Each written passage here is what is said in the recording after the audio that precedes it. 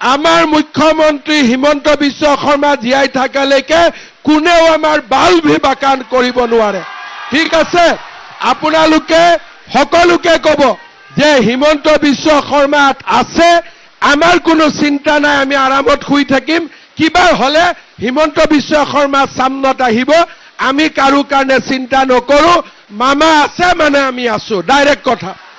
ঠিক কথা কৈছো নে নাই মই? আৰ আপোনালোকৰ কিবা হলে আগত ময়ে আহি যাম। গতিকে আপোনালোকৰ কোনো টেনশন নাই, এইবিলাক চিন্তাই নকৰিব।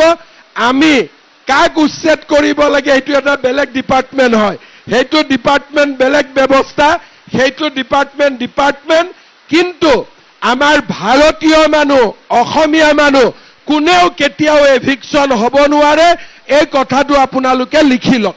আমাৰ মুখ্যমন্ত্ৰী হিমন্ত বিশ্ব শৰ্মা জীয়াই থাকালৈকে কোনেও আমাৰ বাল বিবাকান কৰিব নোৱাৰে। ঠিক আছে, আপোনালোকে সকলোকে ক'ব যে হিমন্ত বিশ্ব শৰ্মা আছে, আমাৰ কোনো চিন্তা নাই, আমি আৰামত শুই থাকিম। কিবা হলে হিমন্ত বিশ্ব শৰ্মা সামনত আহিব, আমি কাৰো কাৰণে চিন্তা নকৰো। মামা আছে মানে আমি আছো, ডাইৰেক্ট কথা। ঠিক কথা কৈছো নে নাই মই? আৰ আপোনালোকৰ কিবা হলে আগত ময়ে আহি যাম। গতিকে আপোনালোকৰ কোনো টেনশন নাই, এইবিলাক চিন্তাই নকৰিব। আমি কাক উচ্ছেদ কৰিব লাগে সেইটো এটা বেলেগ ডিপাৰ্টমেন্ট হয়, সেইটো ডিপাৰ্টমেন্ট বেলেগ ব্যৱস্থা, সেইটো ডিপাৰ্টমেন্ট।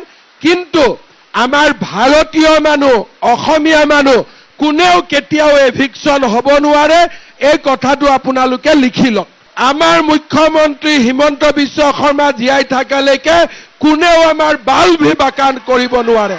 ঠিক আছে, আপোনালোকে সকলোকে ক'ব যে হিমন্ত বিশ্ব শৰ্মা আছে, আমাৰ কোনো চিন্তা নাই, আমি আৰামত শুই থাকিম।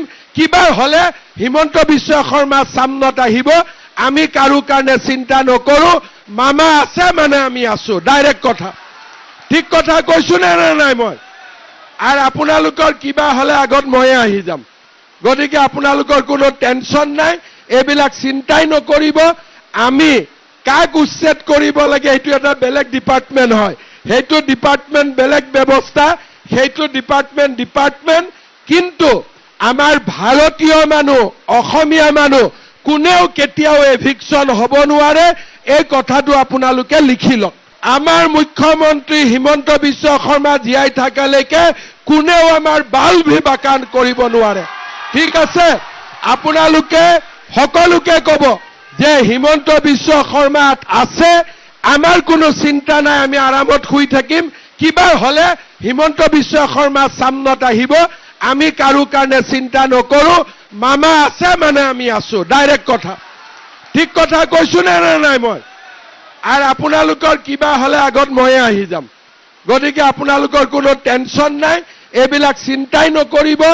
আমি কাক উচ্ছেদ কৰিব লাগে সেইটো এটা বেলেগ ডিপাৰ্টমেন্ট হয়, সেইটো ডিপাৰ্টমেন্ট বেলেগ ব্যৱস্থা, সেইটো ডিপাৰ্টমেন্ট। কিন্তু আমাৰ ভাৰতীয় মানুহ, অসমীয়া মানুহ কোনেও কেতিয়াও এভিকশন হ'ব নোৱাৰে, এই কথাটো আপোনালোকে লিখি লওক।